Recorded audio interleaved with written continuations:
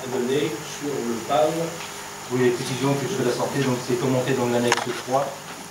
L'annexe 3, donc une image du dossier très lourd donc en relevé topographique et en relevé photographique. Le dossier que Mme Hébert a su devant elle. Vous retrouvez donc le sommaire donc, de ce gros dossier. D'abord le plan d'études, M. Putois vous l'a présenté dans la délibération, mais tout à l'heure je vais vous préciser le périmètre. Donc, comme je vous l'ai dit, on a des relevés topographiques dans les différents secteurs. Donc, il y a 3 secteurs qui ont été revenus, on y reviendra tout à l'heure. Vous avez toutes les rues qui ont été arrêtées. Enfin, l'article 3, c'est le plan communaux de déplacement, donc ce sont les itinéraires qu'on a privilégiés. Donc on va le retrouver donc, en point 4. Le point 3 et le point 4, c'est deux plans de dessin de relevé topo qui se superposent, si on peut dire. Le point 4, donc, ce sont les plans de synthèse, donc toujours ces mêmes secteurs. On a aussi donc, un article 5, donc le plan de luminosité. Là, sur le plan de luminosité, il y a juste une remarque. Donc, sur la réglementation PMR, qui impose un niveau d'éclairement minimum donc de 20 litres de piétons. Donc, comme le monde des planches suivantes, que vous n'aurez pas, mais qui sont dans le dossier, ne sont jamais atteints ou pratiquement jamais atteints. Donc, considérant que ces nouveautés laissent souffrir la réglementation sur le niveau d'éclairement, sur en cours d'élaboration, la Commission a proposé donc, de différer les travaux de mise en conformité correspondante. Savoir aujourd'hui cette réglementation qui est très dure, très lourde, on peut l'atteindre sur du neuf, mais sur la rénovation ou sur les chaussées existantes, donc c'est très difficile, donc c'est pour ça que la réglementation elle va bouger, donc aujourd'hui on n'a pas d'éléments, c'est pour ça qu'on a reporté donc, ce point 5. Le point 6, donc différents chiffres, donc rue par rue, donc sur les travaux donc, qui seraient engagés. Le point 7, donc c'est une mise en situation donc, de 3 demi-journées donc en situation réelle sur le terrain. Et enfin le point 8, donc c'est le phasage, donc les délais de réalisation des travaux, et c'est aussi donc l'évaluation et la révision du phase. Donc le périmètre, comme je l'ai dit, donc ce périmètre donc, est dans un premier temps donc, celui qui doit permettre donc, de résoudre les problèmes d'accessibilité les plus cruciaux et les plus fréquents. Cela, bien sûr, n'exclut pas que le fait que les travaux de mise en accessibilité peuvent être entrepris à la demande d'une personne handicapée. Donc les 3 secteurs, donc les 3 pôles d'attraction qui sont retenus. Donc pour le secteur numéro 1, c'est la vue du Général de Gaulle principalement, les équipements sportifs, le collège, l'école Saint-Martin, les Calumes, le cinéma, le chemin des Calumes, la rue du Commandant Charcot. Donc c'est bâtiments réseau, Midicole, magasin bio, autonomie service, CEDAS, espace de la clé, la botte, l'école Charcot, restaurant donc scolaire, halte et garderie crèche, donc voilà le premier secteur. Donc on a dit une continuité donc, entre le plateau donc, qui est sur le collège et puis la rue du Commandant Charcot. Le secteur 2 donc, cible donc, le bourg de Guichin, donc c'est-à-dire l'église, les commerces, les services, la rue du Général de Cher, la rue du Turbin, donc la rue du 11 novembre, Théodore Botrel, donc la place Saint-Martin, donc l'allée de la Cédone et la rue de Sac. Enfin le 3e secteur, donc on a ciblé donc, le bourg de Pont-Riant, c'est-à-dire la rue de Redon, donc toute la rue de Redon, du cimetière à la Cale, et la rue donc, de Louvain, qui mène aux écoles et aux restaurants scolaires et aux complexes sportifs, donc ça dans les brouillards. Donc vous avez derrière donc, le plan de Guichin et Pont-Riant, donc en couleur mauve rose, vieux rose, on trouve donc les pôles d'attraction et puis donc les voies qui font l'objet de ce phare. Le point 2, relevé topographique, donc là on vous a donc mis juste quelques images, enfin 2 images, donc c'est la place Saint-Martin et la rue de Redon, c'est pour vous donner aussi une image donc, de la problématique qu'on a rencontrée. Donc c'est tout un relevé donc, photo et topographique. Donc notamment, on y retrouve notamment donc, des problèmes de largeur donc, de trottoir. Il faut savoir que la réglementation donc, elle a évolué. Donc, il y a quelques temps, quelques années, donc il y a 5-6 ans, la réglementation donc, imposait donc, des largeurs de trottoir d'1,20 m. Aujourd'hui, la réglementation donc, a poussé donc, la largeur de trottoir donc, de 1,20 m à 1,40 m. C'est pour ça qu'on a des non-conformités donc, dues à ces nouvelles réglementations. On trouve aussi donc, des problématiques de dévers donc, qui sont au-delà donc, de 2%, qui est aussi la réglementation donc, imposée. Donc là, on a été confronté à un problème de gestion d'eau pluviale parce qu'il y a deux réglementations qui ne se superposent pas. Donc, la réglementation donc, sur la gestion des eaux pluviales, notamment donc, sur les voiries, donc, nous impose un dévers minimum de 2,5%, alors que là, la réglementation du PAS nous fixe un dévers de 2%. On est sur les différentes photos, donc il y a aussi donc, des problèmes d'obstacles qui empêchent de voir par exemple une largeur d'1,40 m. Ce sont notamment donc, les différentes bornes qu'on a pu mettre sur les trottoirs.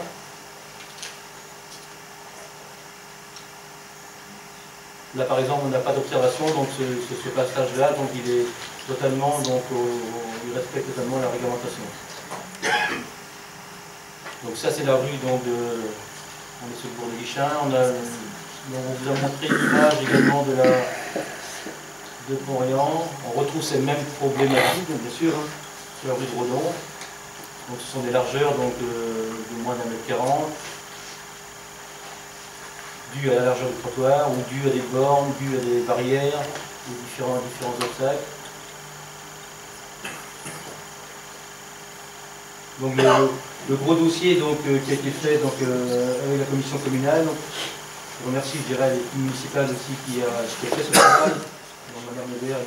Charbonnel, ainsi que Mme Gabrin qui nous a accompagnés sur ce dossier, parce qu'il y a un gros travail qui a été fait.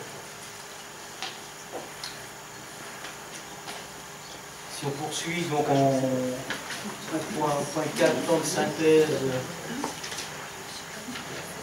on retrouve aussi des exemples donc, de planches donc, qui précisent chaque itinéraire donc, retenu, avec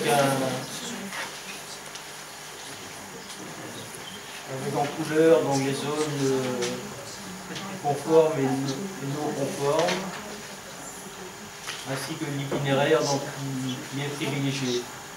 Certains secteurs dont les deux trottoirs donc, peuvent être accessibles au PMR. Dans certains secteurs, il n'y a qu'un seul côté donc, de la rue qui peut être aménagé. Donc en vert, c'est ce que je vous dis, en vert c'est ce qui est conforme, en rouge c'est ce qui est non conforme. Non conforme, une fois de plus, parce que l'argent du trottoir n'est pas suffisant, ou tout simplement parfois c'est juste une borne enlevée. Mais la réglementation elle est là, et on vous a tout, pour une question de transparence, je dirais, on vous a tout affiché. Donc la rue de Louvain, c'est la même.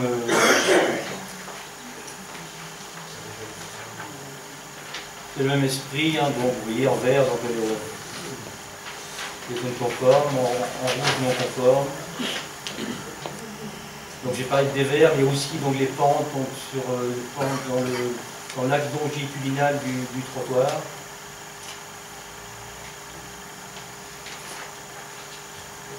Donc si on passe au chiffrage, donc là vous avez donc rue par rue donc, le montant donc, des travaux.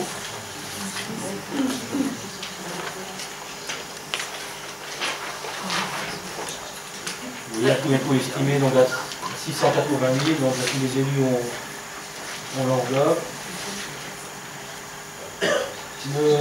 Le point 8, donc c'est le phasage, délai, réalisation des travaux, l'évaluation des révisions du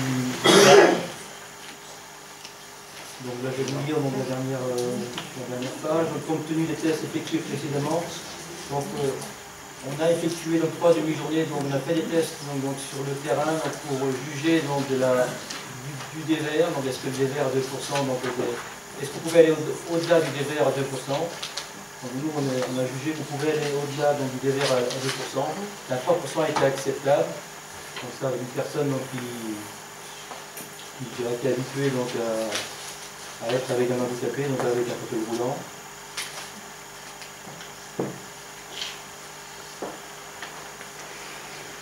Dans ce cas-là, l'estimation des travaux, si on prend l'estimation des travaux va chuter sérieusement. Voilà. Donc, la première enveloppe, c'est une estimation de travaux, donc en respectant à la lettre la réglementation. Si demain donc, Dans un premier temps, en tout cas, si on fait des travaux donc au-delà du 3%, donc on va chuter plus de moitié, donc largement plus de moitié. Voilà. Donc au niveau phasage travaux, donc je dirais que la première tranche donc, sera réalisée sur 2 ans. Donc toutes les rues, donc on a dans les 3 secteurs qu'on a ciblés, donc logiquement sur 2 ans, donc 2013-2014, donc ces tranches donc, devaient être réalisées. Avec des dévers. Avec des dévers à trop. Et là, on ne va pas nous dire, en faisant la réglementation tatillonne, on ne va pas nous dire, on n'est pas conforme encore. Si, tout à fait, si. On nous dira, mais ce qu'on a voulu, donc je dirais que c'est la commission a souhaité, c'est de mettre en place un cadre, je dirais, efficace, opérationnel, donc avec une fin de travaux, enfin du moins d'une première tranche, donc sur 2 ans.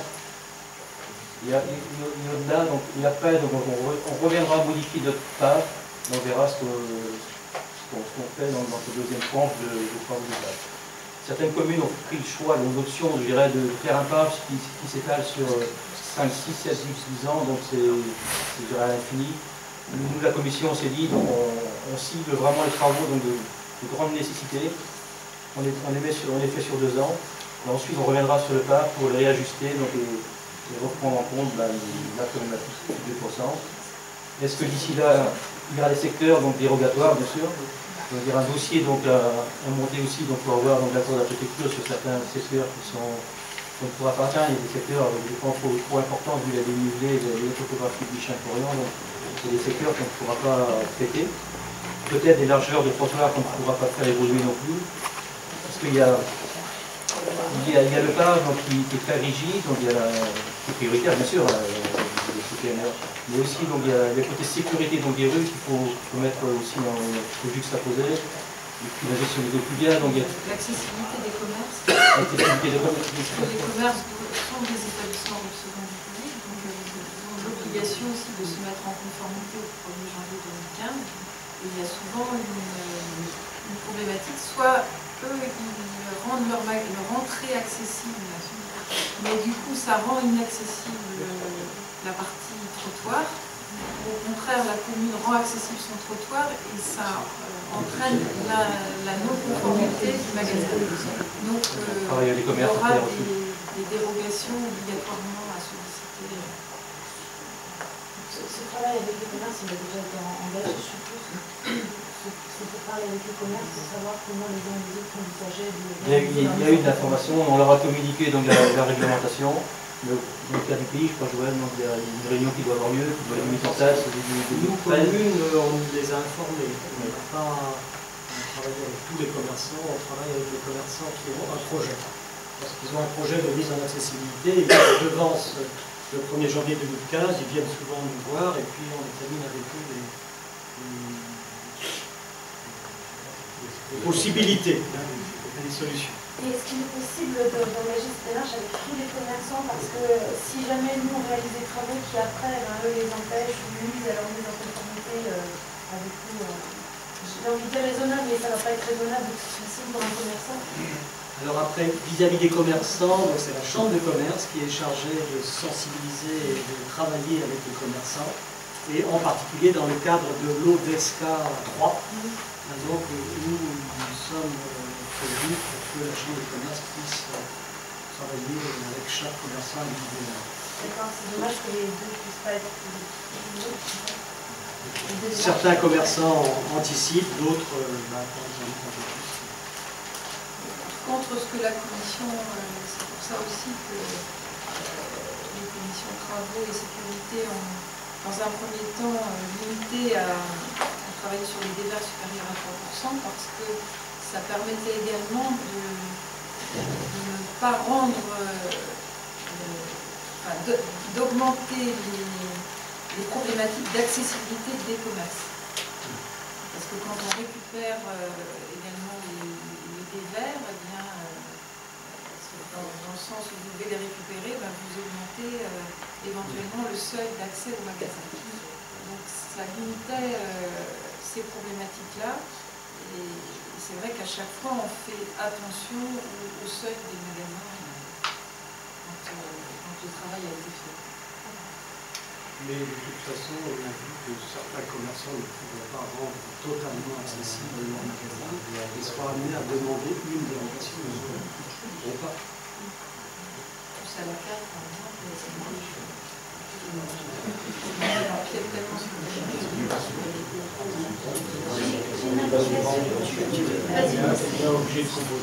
une interrogation par rapport au secteur propriétaire.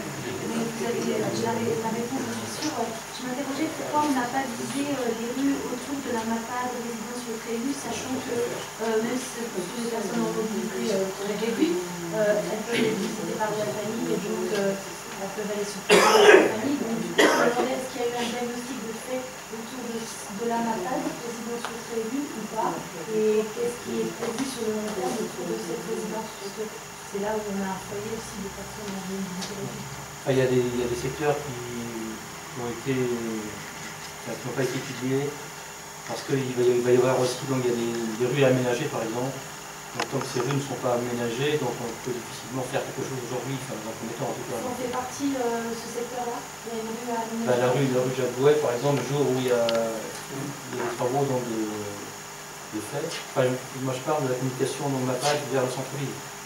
MAPAD, autour de la MAPAD, parce que j'ai déjà vu des familles justement mener leurs personnes âgées jusqu'au le lotissement rue des Rochers et puis aller les premiers du côté du petit étang.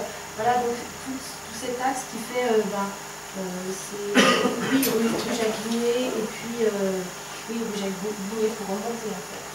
Donc ce point-là, parce qu'avec un fauteuil roulant, c'est pas évident. Dérogatoire, celui-là. Ce sera dérogatoire. C'est la pente qui va bloquer. Et la largeur des trottoirs aussi. Pas forcément. Par contre, ce qui avait été privilégié, compte tenu de cette problématique de topographie, c'est d'aménager un cheminement accessible autour de l'EHPAD. Donc là, il y a eu tout un travail de fait avec un cheminement qui a été créé et d'ailleurs retravaillé parce qu'à un moment donné, il y avait une problématique de pente. Mais ce sera des recettes, des regards. C'est la solution qui a été trouvée en attendant.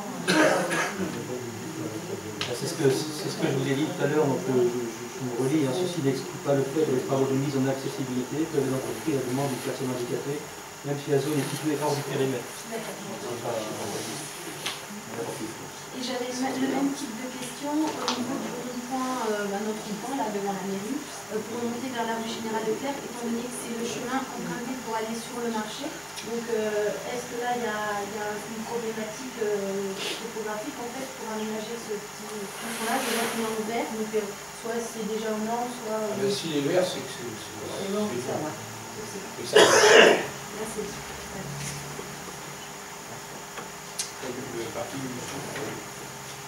Pardon ? du centre. On ne voit pas s'il est vert, le parking. Le parking du centre, donc, ce que je ne vous ai pas dit, c'est qu'il y a eu pendant le travail donc, qui a duré 3 ans, donc, il y a eu un premier travail qui a été fait sur les emplacements handicapés. Donc aujourd'hui, toute la mairie, notamment l'emplacement handicapé qui est derrière, donc au niveau accessibilité, donc pour venir en mairie, donc c'est conforme. Donc c'est donc l'étude part, donc c'est ce que vous avez dit, enfin c'est ce que dans le livre, part du parking à l'établissement. Les dépenses sont respectées. Non, c'est limite, mais bon. Ah oui, c'était le parking qui est. Mais là, donc, le monsieur était avec nous, donc un représentant de l'association handicapée, donc le représentant de la préfecture, donc qui a validé l'itinéraire emplacement parking jusqu'à l'accès mairie. Oui, ben là, il est en vert, donc c'est bon. Non, ce plan-là, donc c'est ce qu'il faut voir, donc c'est sur les planches que je vous ai montrées. Le parking qui est au centre, il est au nord. Par rapport à la accès de trottoir et. Non, oui, mais non, ce plan-là, soyons d'accord, sur ce plan-là, c'est uniquement donc, les rues, donc les 3 secteurs qui ont été arrêtés. Il n'apparaît pas ce que tu dis là.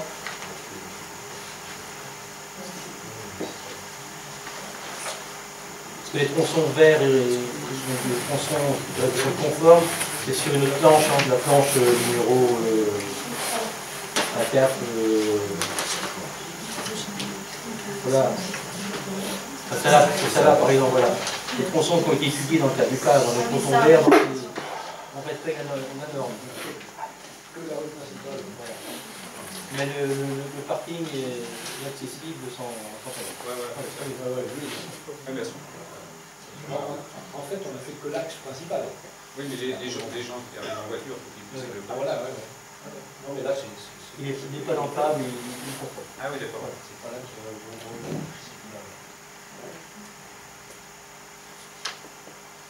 Vous avez reçu par des subventions sur ces travaux? Non, il n'y a pas de mise en forme. Bien, bah, écoutez, merci de nous avoir fait ça. Donc on y reviendra certainement, hein, régulièrement. D'accord. Bien. Dans les nouveaux lotissements, ça s'applique de fou. Pour le déplacement. Les nouveaux, ils sont déjà étudiés. Le prochain, là, il va être aménagé pour... Ouais, qui est très compliqué. Et ça sera très compliqué parce qu'il va pas faire du voyage. Hein. Ouais, parce qu'avec les portes, ça, c'est comme en montagne.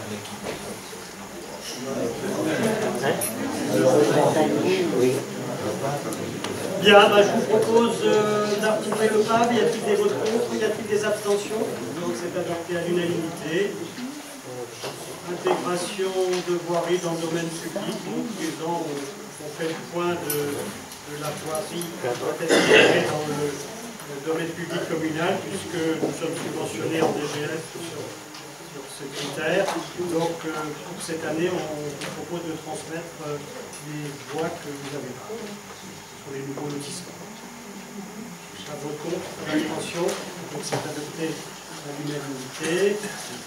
Le point suivant, on vous demande d'accepter d'éliminer les documents qui ne sont plus utilisés par la médiathèque, donc d'autoriser la mise à la réforme, soit de les céder, soit de les pilonner, et de procéder au retrait de la vente. Pas de compte, pas d'abstention, c'est adopté à l'unanimité.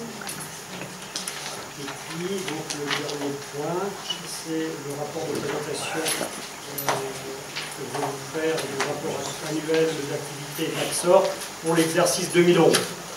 Donc, vous avez le document, chacun, vous l'avez sous les yeux, là, le document. On vous l'avait aussi transmis par mail, parce qu'à l'époque, on n'avait pas le rapport d'activité. Donc, j'ai préparé un petit document. Je peux simplement rappeler l'essentiel de l'année 2011, hein, si vous voulez bien. Et ce qui a été fait en 2011 par la communauté de communes. Loïc, donc, vous n'apparaît pas au tableau. Hein, pas au tableau. Oui, donc, bon, voilà, j'ai rappelé les points essentiels. Donc, je vous rappelle le territoire de la communauté de communes. En 2011, on est toujours à 11 communes, donc ce qui explique à 8 communes. C'est ce que j'ai dit.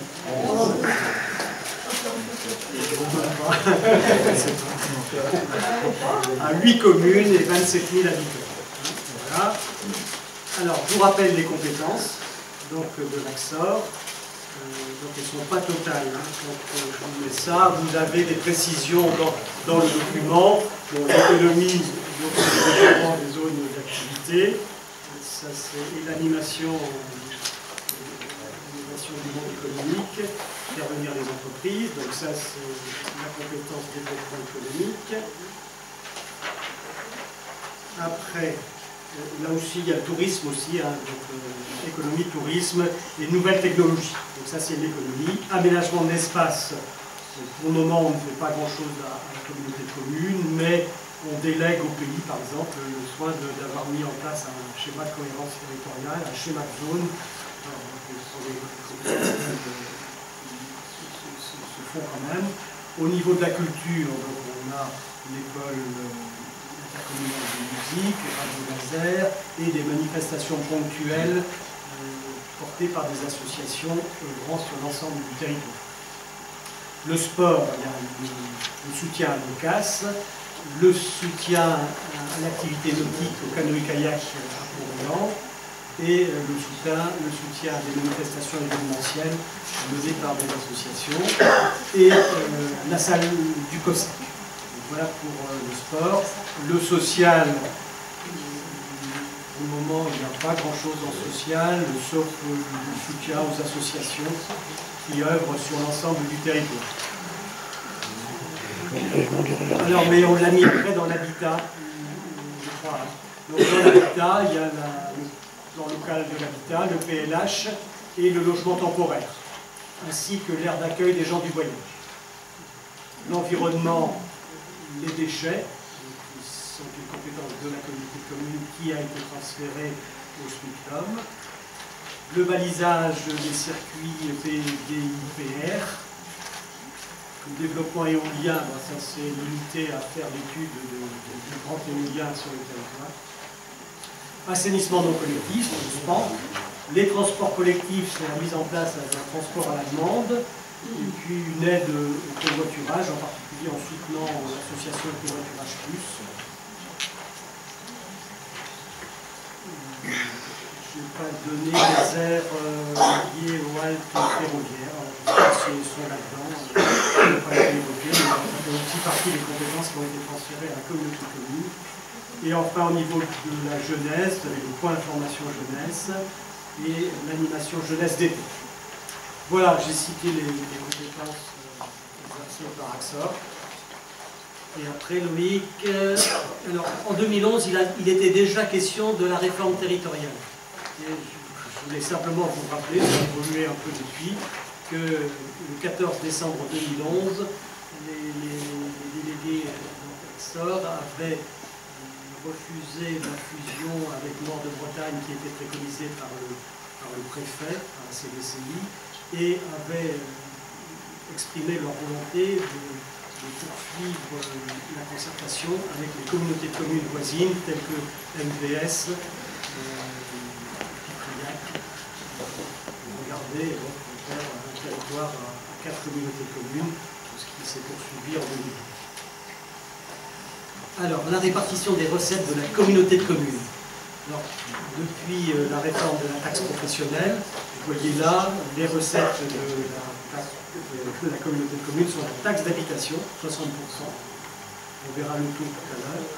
La CFE, qui est un produit des entreprises, pour 20%. La CVAE, sur la valeur ajoutée, 13%. Et puis, taxe sur les espaces commerciaux, sur les IFER, et la taxe foncière normative. Voilà, en résumé, donc, le gros, c'est la taxe d'habitation. Ici, vous l'avez plus lisiblement sur le document. Je vais simplement vous rappeler que le budget principal en section de fonctionnement, vous voyez que les recettes principales de la communauté de communes sont les impôts et taxes. Donc, les impôts, c'est la taxe d'habitation, et les impôts de taxes, c'est la CVAE, c'est le CR. Les dotations, alors ça c'est 3 433 000, c'est la grosse partie, et dotations et subventions, 1643, c'est la DGF, qui est perçue par la communauté de communes. Les autres ressources sont faibles par rapport à ces deux-là. Et par contre, en dépenses reversées par la communauté de communes, vous avez les autres charges de gestion courante, c'est essentiellement les ordures ménagères qui sont reversées au SMICTOM. C'est la dotation de solidarité et de compensation qui est reversée aux communes, pour presque 2 600 000. C'est très important de reconnaître les communes. Les autres charges sont charges de personnel 400 000 €, charges à caractère général 240 000 €. Voilà pour le budget. Et alors en investissement, en 2011, vous voyez les actions qui ont été menées par la communauté de communes. Donc les travaux de rénovation du COSEC, la fin des aménagements des sites de la Courbe, de Pont-Réan, et la poursuite des travaux au Moulin du Ritoire, un début de lancement du transport à la demande, voilà, et un démarrage de l'emploi du bâtiment au service. Voilà les grosses dépenses en investissement de la communauté de communes. Je l'ai donné, hein. Oui, je l'ai cité, la CAN de Pont-Réan, en 2011, et ces équipements fluviaux, aménagement du site de la cour, Cannes de Pont-Réan et à Saint-Sou, la mare de Mortier, ont été inaugurés en 2012. Voilà, quelques chiffres clés. Bon, je vous rappelle donc les taux qui sont appliqués sur la communauté de communes du canton du Vichin. Donc la CFE, le taux a été simplement porté de 24,28 à 24,84. Donc on n'a pas eu sur notre territoire les déclarations que vous avez pu faire sur le territoire français. La taxe d'habitation a été inchangée, c'est celle qui était déjà votée par le Conseil général, donc on l'a repris sans la bouger. Et la taxe foncière non bâtie, pareil. Alors, l'allocation de solidarité, vous l'avez sous les yeux clairement, donc les sommes qui sont transférées, reversées aux communes pour 1 139 000, et Bichin là-dedans 560 000. Donc là, on avait un petit peu moins, mais il y a trois critères de répartition qui ont un tout petit peu bougé. Le versement annuel, sachant que le gros critère, c'est la population multipliée par l'inverse de la richesse fiscale. Après, un fonds de concours pour les jeunes de 0 à 3 ans, sur lequel nous on a perçu 22 000. Vous voyez, par rapport à des communes comme Gauvin ou Gignan, on a une population qui a besoin d'être moins jeune, qui fait moins d'enfants que ces deux communes-là. Bon, voilà pour la dotation de versement de la communauté de communes. Et donc il y a 4 budgets annexes, qui ne sont pas dans le budget principal, qui sont le chantier d'insertion, l'école intercommunale de musique, le SPAN et les ordres ménagers. Après, donc, dans les développements de l'économie et de l'emploi, donc moi je vous ai simplement mis ici les parts d'activité de l'AXOR, sachant que j'ai dû indiquer quelque part qu'en 2011 ça devait être recruté je pense, en 2011, c'est que donc, ça a permis de relancer peut-être plus facilement le contact avec les entreprises et des nouveaux projets. Voilà. Après, donc, oui, voilà, c'est ce que je mets là. Depuis l'arrivée de Nathalie Griot, il y a des moyens administratifs qui aident à faire ce rapprochement. Après, donc, toujours dans le domaine de l'emploi, mais là, c'est un traitement des demandeurs d'emploi, donc on a le point accueil emploi. Vous avez aussi l'ensemble des activités qui a été menée par le point accueil emploi, qui est aidé dans son organisation et dans ses fonctions par la représentante de la MEF, Céline Poirier, qui fait partie aussi du pays et de la MEF, qui aide les points accueil emploi à mener des actions telles que les forums, les 50 points de compétences, et à développer cette offre pour trouver des emplois. Voilà le point accueil emploi.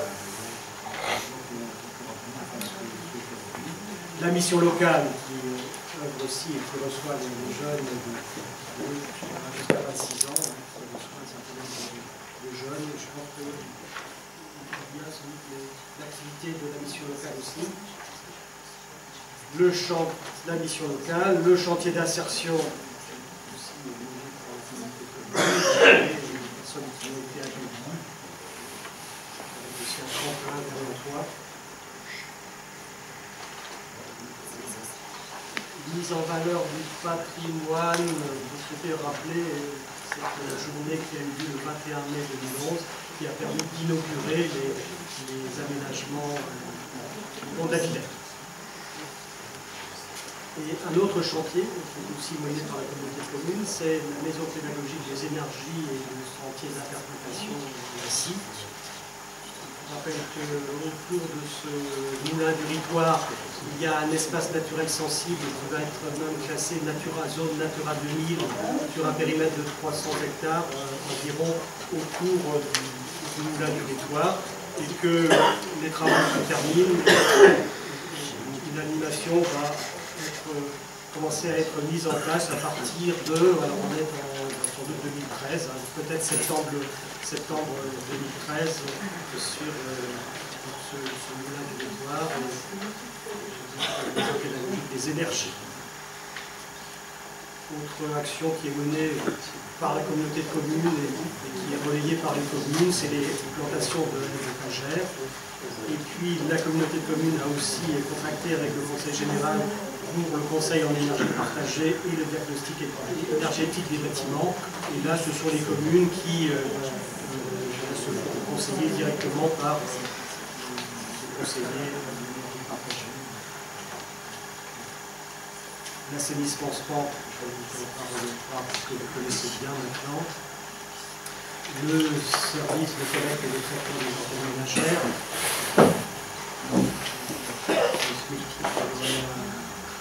L'Axor est un peu une boîte aux lettres, voilà, parce qu'on délègue cette compétence, mais ça permet de faire rentrer les recettes et les dépenses dans le budget de la communauté de communes et donc de gagner en DGF. Les orientations culturelles, certaines manifestations sont mises en place par l'Axor sur les communes, soit vers les jeunes, soit vers les moins jeunes, soit vers les manifestations culturelles. Les orientations culturelles. Alors, oui, donc je vais parler des orientations culturelles. Je parle maintenant des animations sportives. Donc, l'OCAS est soutenu directement par la communauté de communes, il organise un certain nombre de promotions du sport, et puis l'animation cantonale du mois de juillet à Poré. L'école de musique, presque 500 élèves, avec un budget de 663 200 €. La moitié, c'est la participation de l'Axor au déficit de l'école, et l'autre moitié, c'est l'aide du Conseil général, plus la participation des familles. Quelques rendez-vous sportifs, les écoles cantonales de sport, les FIA, les grands scolaires, les télécons, en 2011, en 2012, il y en a pas. Il y a eu une opération qui a été mise pour la première fois à Orléans, de raid découverte des ballons du but, qui a eu un gros succès. Et le camp d'autisme, c'est la communauté de communes qui a une compétence pour aider les le point information jeunesse. Roland Girard qui accueille les jeunes et qui les aide à mettre en place un certain nombre de projets que vous avez là. L'animation jeunesse cantonale, ce que j'ai dit tout à l'heure, c'est ce qui a été fait au mois de juin, au mois de juillet, pardon. Et alors, des travaux qui ont été faits, on l'a vu tout à l'heure en 2011, terminés en 2012, la rénovation de la salle du COSEC et la création du bâtiment réseau, auquel ont déménagé la semaine dernière les services. Les soutiens aux autres acteurs du territoire, les associations d'intérêt communautaire, la participation au financement du pays et les contrats locaux à travers des contrats de territoire, c'est l'Axor qui contractualise avec le Conseil général et l'Axor qui participe aussi par des fonds propres au programme européen qui permet à un certain nombre d'associations de mener des opérations intéressantes sur le territoire. La mise en place du transport de la viande, ça démarre tout doucement, c'est pas un engouement, mais voilà, les transports à la demande sais plus les chiffres, mais ça a progressé. Et le rabattement vers les gares SNCF, c'est pas encore en place. C'est un peu codifié, pas en place, mais ça devrait le faire l'année prochaine. Et puis les aménagements à proximité des gares. Il y a une étude en cours, Saint-Slow qui nous intéresse moins, Guichat-Bourdécombes qui nous intéresse le plus pas parce que c'est là qu'est la concentration maxi, et Guichat-Lallier où il faut absolument qu'on trouve le cadre de stationnement de la gare. La station de covoiturage, c'est plutôt l'aide la covoiturage plus, c'est une subvention qui est versée à l'association du covoiturage plus. Le logement, donc c'est là l'aire d'accueil des gens du voyage, c'est géré par la communauté de communes.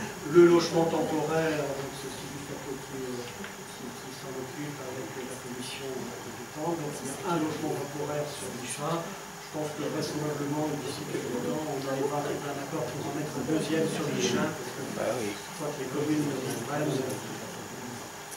reçoivent bien mieux que le logement temporaire soit sur Guichat où il y a tous les services et les transports, plutôt que sur notre commune, les débats ils avancent. Le programme local de l'habitat, Guichat a bénéficié principalement des aides de la communauté de communes, de 4 000 et 8 000 par logement locatif social. Et donc, en discutant avec l'organisme HLM, je confirme bien que cette aide est importante pour eux pour équilibrer leur opération. Ça y est? Eh ben, je vous ai tout dit. Donc j'ai fait mieux qu'à la communauté de communes, parce qu'à la communauté de communes, la présentation a été plus simple et plus rapide. Le président nous a dit, voyez le rapport d'activité. Oui, vous prenez acte que je vous l'ai remis. Voilà. Vous aviez des observations peut-être, ou des questions, non?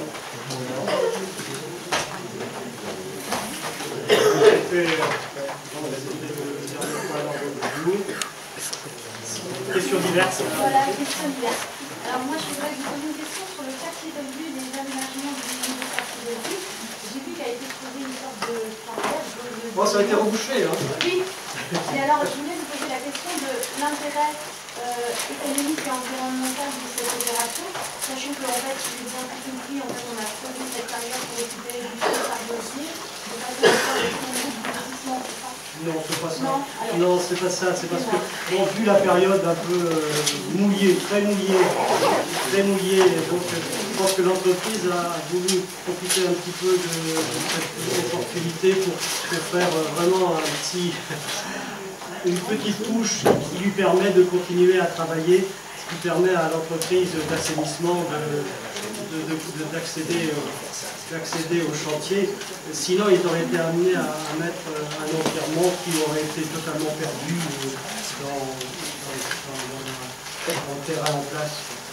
Donc ça ne va pas diminuer l'épaisseur de chaussée que l'entreprise va mettre en place. D'accord. Et du coup, je vous pose la question de l'intérêt financier d'une telle opération, parce qu'en termes de main-d'œuvre, ça leur a pris du temps de faire ce jeu. Je ne sais pas si vous l'avez vu, si vous avez promené sur le lieu, c'était quasiment une carrière qui était creusée, un trou. Mais en fait, sinon, ils nous auraient, à mon avis, ils nous auraient demandé. Pas du tout, hein, c'était vraiment le. Ils nous auraient demandé d'arrêter les travaux en attendant que le sol ne se réduit. Et nous, on était dans une démarche un peu différente.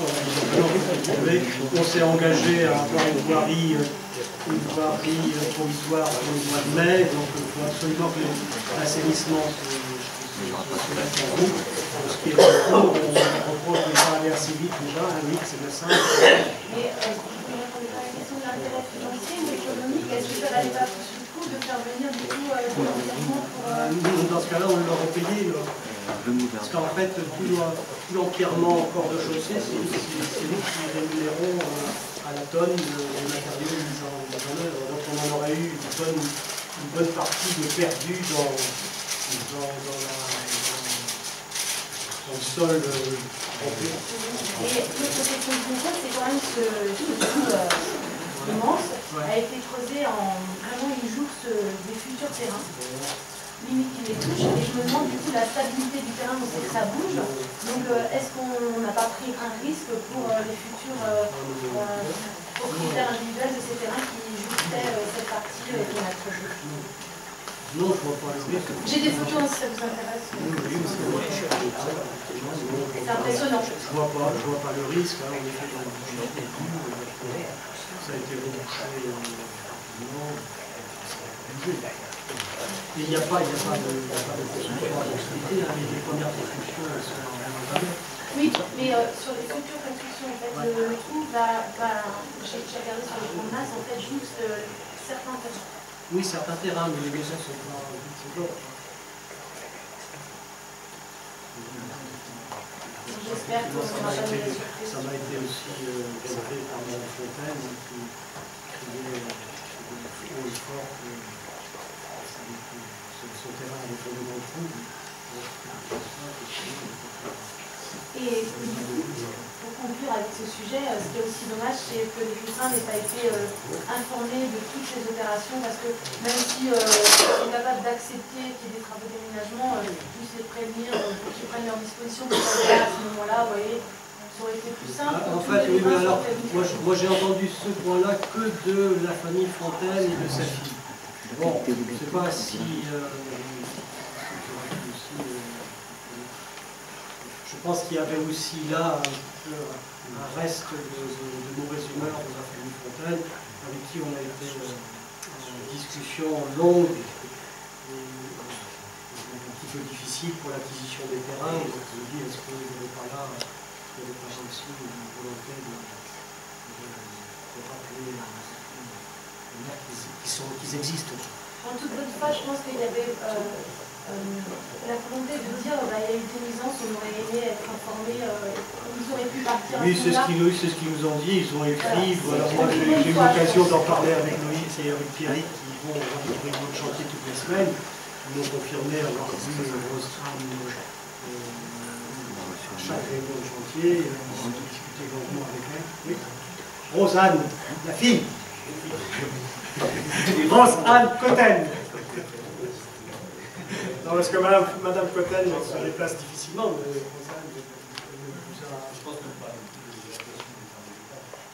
oui, c'est là qu'il y a eu... Et puis alors, merci de remonter sur le sujet. Il y a eu aussi le problème des terres végétales qui du coup se retrouvent sur le terrain d'en face. Et on posait la question de l'intérêt de les mettre là plutôt qu'ailleurs. Pourquoi traverser la route pour les stocker là? Madame Fron, en fait, on a un stock de terres végétales. Moi, j'aurais pas envie de les balancer en charge, je ne sais pas. Sur le terrain lui-même, on n'avait pas beaucoup de place, parce qu'il y a un volume important de terres végétales. Ces terres végétales, peut-être que dans les années à venir, on en aura besoin pour l'aménagement. Et donc, vous voyez là l'intérêt de les mettre là, juste à côté, parce que ça ne coûtait pas de plus-value pour les transporter loin, et que ça va nous permettre de les reprendre. Déjà, l'entreprise, du coup, il y a eu beaucoup, vous savez bien, beaucoup d'engins de chantier qui ont abîmé la route de façon importante aussi. Oui, mais bon... C'était ça la question aussi, pourquoi les stocker là plutôt qu'ailleurs? De toute façon, il aurait fallu les sortir. Il aurait fallu les sortir, la terre végétale. C'est pas possible sur le terrain lui-même, c'était la question. Parce que, en fait, la précédente opération du domaine des grès, on a pu faire un merlon sur le terrain. Donc, on a stocké sur le terrain les ventes.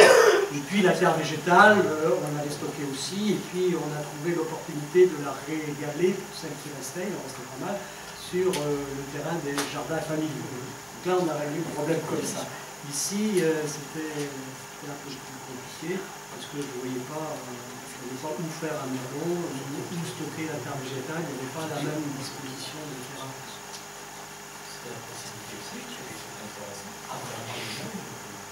Peu de transport sur les routes, oui, une nuisance aussi pour d'autres parties. Donc vous avez jugé que c'était opportun. Oui. Alors depuis, parce qu'il y avait aussi, Madame Cotten avait aussi un souci d'avoir les limites de sa propriété. Parce qu'elle craignait qu'on morde sur sa propriété, ce qui était un peu tout le cas. Donc on s'est retrouvé un jour sur le terrain avec un géomètre indépendant et on a replacé une borne et on a confirmé les autres bornes. Donc voilà, j'espère que le climat s'est un peu amélioré. Juste une remarque pour marquer que je n'ai cité aucun nom dans mon intervention. Non, mais bon, en vous écoutant, je sais de qui vous parlez. Je ne dis pas qu'il s'agit de cette famille, je ne vais pas être Ah, mais les autres ne se sont pas du tout manifestés, donc je me suis dit. Par rapport à l'intervention,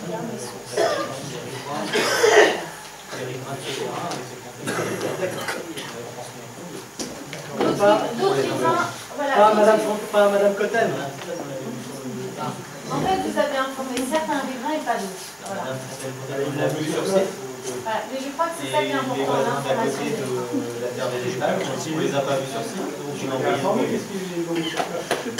Oui, mais je pense qu'il y avait aussi un peu. Il y a une question de forme, je pense. Et, voilà. Non, je pense pas. Non, moi je vous ai dit ce que j'en pensais. Bon, il y a des négociations longues et difficiles avec Madame Cotten et la famille Fontaine. Bon, il devait en rester quelques traces. Bon, on a fait l'appel sur le terrain. Oui, c'est voilà. Vous avez tous reçu un mail pour le photo au service corps pour mettre les photos dans le nouveau site internet qui va être ouvert depuis à partir du début janvier. Donc soit vous venez au service com prendre rendez-vous pour faire la photo dans les 3 semaines qui nous restent là, avant le début du soit éventuellement vous envoyer un fichier informatique et on peut en plus avoir les photos sur le site internet.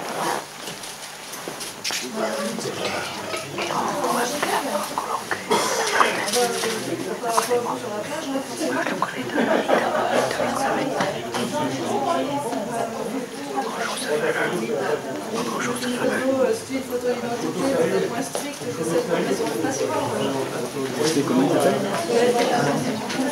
Bien, comme c'est la dernière réunion de l'année, Madame Cotten nous a préparé un petit mot. Il paraît que c'est la tradition. C'est ça ?